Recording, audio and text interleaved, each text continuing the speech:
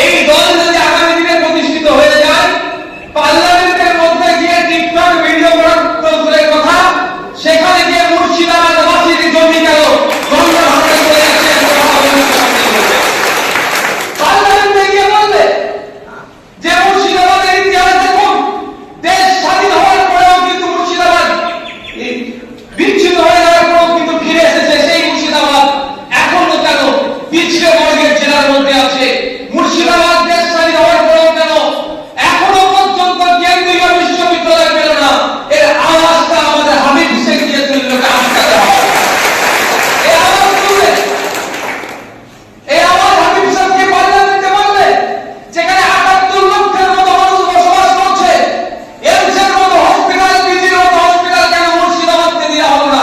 এই আওয়াজটা স্বাস্থ্যের আন্দোলন সে মাঠে ঘাটে যেমন আমরা করছি, পার্লামেন্টের মধ্যে গিয়ে করবে। সুতরাং এদেরকে এগিয়ে দিতে দেওয়া যাবে না, এদেরকে আটকাতে হবে।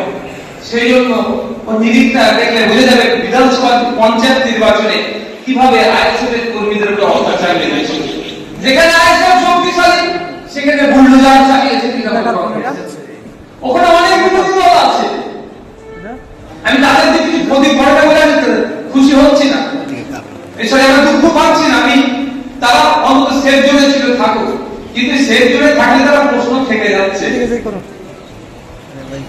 প্রশ্ন থাকছে না